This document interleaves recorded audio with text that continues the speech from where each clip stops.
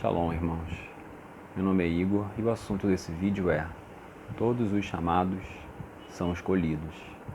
Contrariando aquela máxima utilizada que diz que muitos serão chamados e poucos serão escolhidos, e que muitas vezes é utilizada para colocar medo nos irmãos, aqui a gente vai fazer uma leitura de Mateus 22, Lucas 14, e no final eu vou ler um versículo que desmente, que refuta completamente essa afirmação, tá? Então, observando aqui o contexto de Mateus 22, o rei, né, dentro da parábola que o nosso Salvador estava contando, o rei tinha alguns convidados, eles se recusaram a participar das bodas, né? Então ele chamou todo tipo de gente, não é isso? E no versículo 11 vai dizer o seguinte, de Mateus 22, tá? Mateus 22, 11, caso você queira acompanhar. Entrando, porém, o rei para ver os que estavam à mesa, notou ali um homem que não trazia veste nupcial. Observa, ele estava sem a veste nupcial. E perguntou-lhe: amigo, como entraste aqui sem veste nupcial? E ele emudeceu, ou seja, ele ficou caladinho, não é isso? Então ordenou o rei aos serventes, os anjos, né? A gente sabe que são os anjos. Amarrai-o de pés e mãos e lançai-o para fora nas trevas. Ali haverá choro e ranger de dentes, porque muitos são chamados, mas poucos escolhidos. É importante continuar lendo aqui, tá, irmãos? Porque aqui eu li o versículo 14 e agora eu vou ler o 15.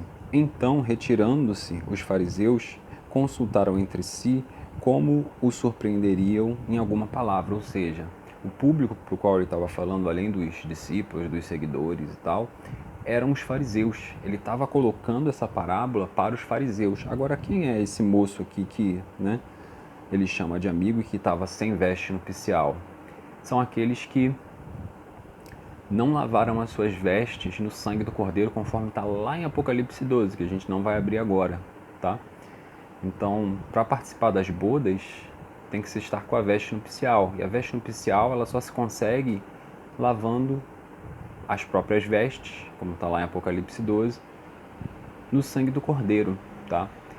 Então, um judeu, um israelita que conta ali com os sacrifícios de animais, ele não pode ter as suas vestes lavadas no sangue do Cordeiro, né? Então, nesse contexto aqui,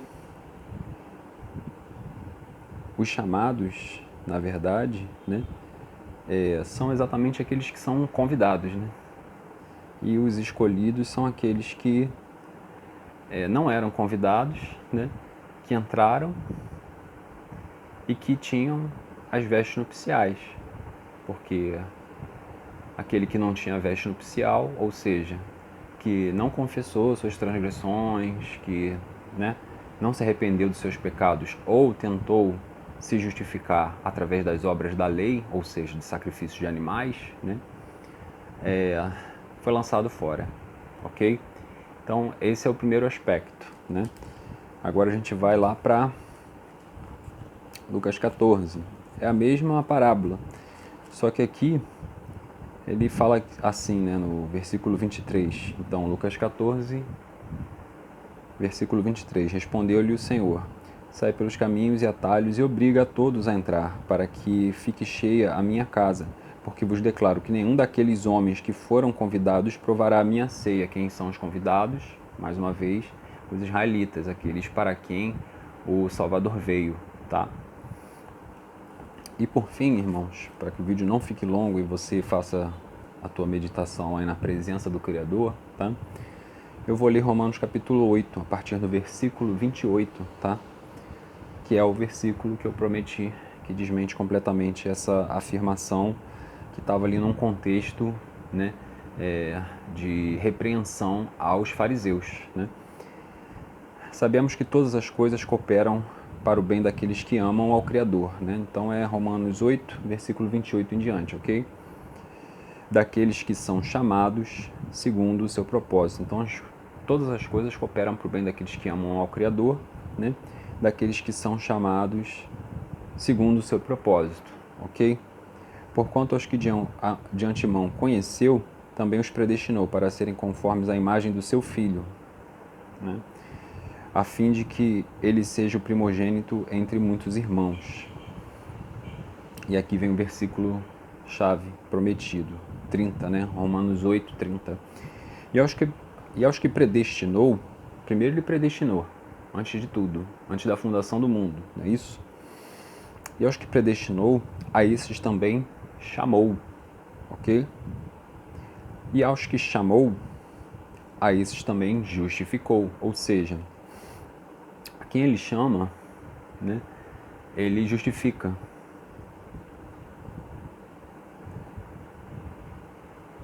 E aos que justificou, a esses também glorificou, ou seja, entregou a ressurreição, ou seja, reviveu esses dos mortos. Então esse versículo aqui, dentro das cartas de Paulo e do Evangelho do favor do Criador, né, desmente completamente essa coisa de que tem chamado, mas tem chamado que não é escolhido. Não, se o Criador chamou, e se a pessoa passou por um processo ali de conversão, no caso, né, de confessar, né, creu com o coração que o Salvador morreu e ressuscitou, foi morto e foi ressuscitado, confessou com a boca, né, se arrependeu, foi imergido no nome do Salvador, né, e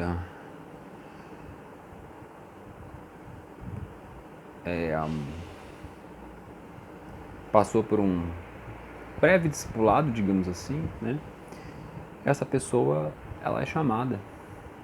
E se ela é chamada, conforme está aqui, eu vou ler de novo.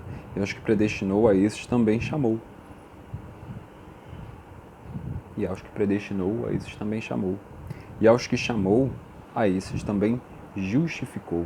Então ele não chama para brincadeira.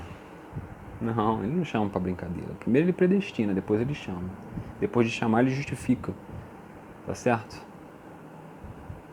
E aos que justificou, a esses também glorificou. E aos que justifica, ele tem a intenção, né? E nós temos a garantia de que, estando justificados, nós também seremos glorificados, ou seja, a gente vai ser ressuscitado. Então é isso, irmãos. Eu sei que talvez a aparência do vídeo não tenha ficado muito boa, mas agradeço se você deixar um gostei, deixe teu comentário aí caso você discorde, mas acho que não tem muito para onde fugir, né?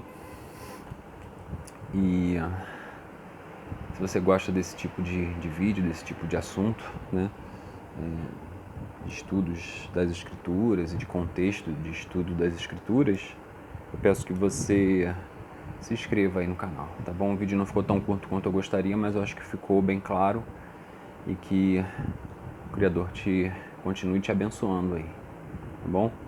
Shalom.